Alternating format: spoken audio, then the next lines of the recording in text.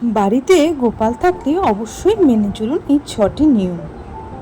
আপনার বাড়িতে ঠাকুরের সিংহাসনে গোপাল রয়েছে, তাহলে অবশ্যই মেনে চলুন এই 6টি নিয়ম। শাস্ত্র মতে বাড়িতে গোপাল থাকলে অবশ্যই এই নিয়মগুলি মেনে চলা উচিত। তো চলুন আজকের ভিডিওটা এখান থেকে শুরু করি। বেশিরভাগ বাঙালি বাড়িতেই ঠাকুরের সিংহাসনে গোপাল রেখে এই ভুলগুলি করে থাকেন। ফলে সংসারে হয় না আর্থিক উন্নতি, দুঃখ কষ্ট লেগেই থাকে জীবনে। কিভাবে সেবা করলে মেলে তার কৃপাদৃষ্টি, সহজে পাওয়া যায় তার আশীর্বাদ, জানুন।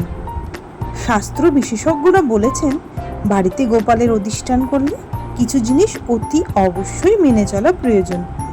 এই নিয়মগুলি না মানলে সংসারে নেমে আসতে পারে নানা রকমের বাধা বিপত্তি, আর্থিক দুরবস্থা। গোপালের যত্ন করার জন্য তাই আপনি কোন কোন নিয়ম মেনে চলবেন আজকের এই ভিডিওতে জেনে নিন। শাস্ত্রজ্ঞরা কি বলেছেন, চলুন আর এক সময় নষ্ট না করে জেনে নেওয়া যাক বাড়িতে গোপালের সেবা করতে গেলে কি কি নিয়ম মেনে চলতে হবে। নিয়মিত গোপালকে স্নান করান। বাড়িতে যদি গোপাল থাকে তাহলে তাকে নিয়মিত স্নান করাতে হবে। জলের সাথে দুধ, দই, গঙ্গা জল আর ঘি মিশিয়ে আর শঙ্খ থেকে সেই জল গোপালের গায়ে ঢালুন, যেন অবশ্যই তুলসী পাতা থাকে। স্নানের পর ছোট্ট বাচ্চার মতো গা মুছিয়ে কাঁচা জামা কাপড় পরান।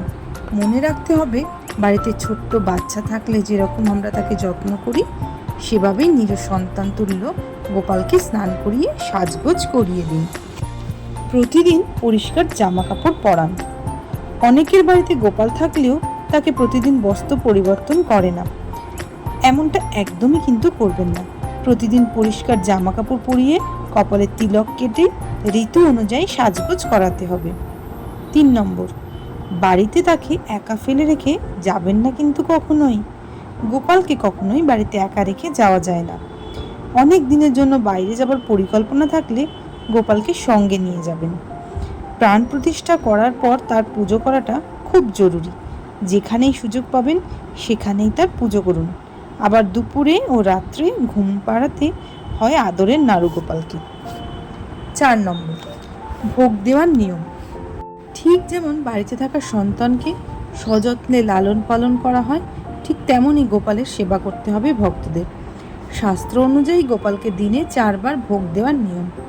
বিশেষজ্ঞদের মতে দিন অনুযায়ী গোপালকে ভোগ নিবেদন করলে শুভ ফল লাভ হয়। সংসারে থাকা সমস্ত বাধা বিপত্তি দূর করা যায়। এমনকি যে সমস্ত বিবাহিত দম্পতি দীর্ঘ সময় ধরে সন্তান কামনা করছেন, তাদের সেই ইচ্ছাও পূরণ হয়। চলুন এবার জেনে নেওয়া যাক কোন কোন দিন গোপালকে কোন কোন খাবার ভোগ নিবেদন করবেন। সোমবার, সপ্তাহের এই প্রথম দিন লাড্ডু গোপালকে ক্ষীর দিতে পারেন, এতে স্বাস্থ্য সংক্রান্ত সমস্যা দূর হয়। মঙ্গলবার, এদিন তাকে যে কোনো লাল রঙের জিনিস নিবেদন করা যেতে পারে। এদিন আপেল ও ডালিম নিবেদন করতে পারেন।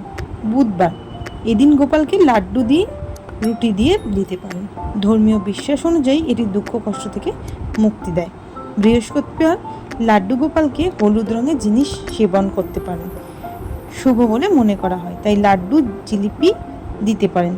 শুক্রবার, লাড্ডু গোপালকে চিনি, মিছরি, মাখন নিবেদন করা খুবই শুভ বলে মনে করা হয়। এর মাধ্যমে জীবনে সফলতা অর্জন হয়।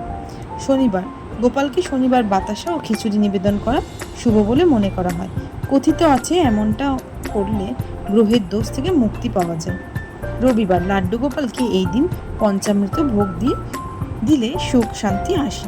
প্রসঙ্গত উল্লেখ্য, ভোগ দেওয়ার পাশাপাশি দিনে 3 বার গোপালের আরতি করতে, তার দোলনা নিজের হাতে দুলিয়ে দিতে হয়। এবার সন্ধেবেলা ভোগ নিবেদন করে ঘুম পাড়ানি গান গেয়ে গোপালকে ঘুম পাড়াতে হবে।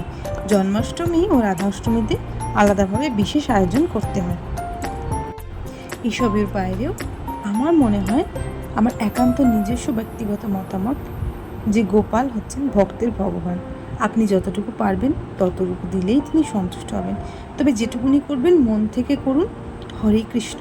আজকের ভিডিওটি যদি আপনাদের ভালো লেগে থাকে তাহলে প্লিজ চ্যানেলটাকে সাবস্ক্রাইব করে দেবেন।